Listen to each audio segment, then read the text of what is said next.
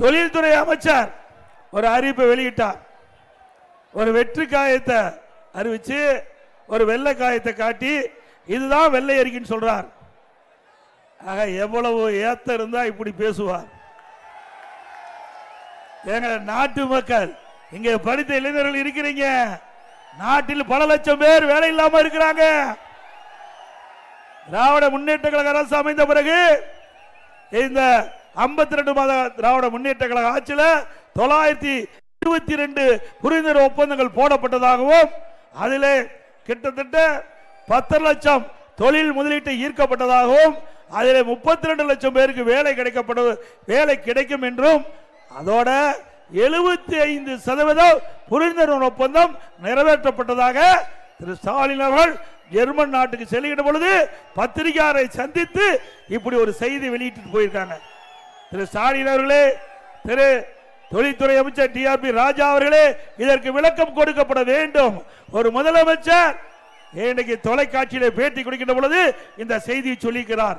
அந்த அடிப்படையில் நான் கேட்கின்றேன், இன்றைக்கு நீங்கள் ஆட்சி பொறுப்பேற்றதிலிருந்து 922 புரிந்துணர்வு ஒப்பந்தங்கள் போடப்பட்டது என்று சொன்னால் அதில் 75% புரிந்துணர்வு ஒப்பந்தங்கள் நிறைவேற்றப்பட்டது சொன்னால் லட்சக்கணக்கான பேருக்கு, சுமார் தமிழகத்தில் 25 லட்சம் பேருக்கு வேலை கிடைத்திருக்க வேண்டும். கிடைச்சதா வேலை? திண்டுக்கல் மாவட்டம் வேடசத்தூர்ல எத்தனை பேருக்கு வேலை கிடைச்சது? ஆனா ஸ்டாலின் பேசுறாரு 77%, 32 லட்சம் பேர்ல 77% புரிந்துணர்வு ஒப்பந்தம் நிறைவேற்றப்பட்டு சொன்னால் 32 லட்சம் பேருக்கு வேலை கிடைக்கும் என்று சொன்னால் அதில் 75% பார்க்கின்ற பொழுது 25 லட்சம் பேருக்கு தமிழகத்திலே விடியா திமுக ஆட்சியிலே இன்றைக்கு இந்த தொழில்துறை மூலமாக வேலை கிடைத்திருக்க வேண்டும். அத்தனை பொய் செய்தானே, பொய்யாத்தானே செய்தி வெளியிட்டாரு. இதற்கு பிரதான எதிர்க்கட்சி அனைத்து இந்திய அண்ணா திராவிட முன்னேற்ற கழகம், அது மக்களால் அங்கே கொடுத்திருக்கிறீங்க. பிரதான எதிர்க்கட்சி மக்களுடைய குரலை ஒலிக்க செய்ய வேண்டும், மக்களுடைய பிரச்சனைகளை எடுத்து சொல்ல வேண்டும். அதான் பிரதான எதிர்க்கட்சியுடைய பணி. அந்த நோக்கத்திலே நான் தெரிவித்தேன்.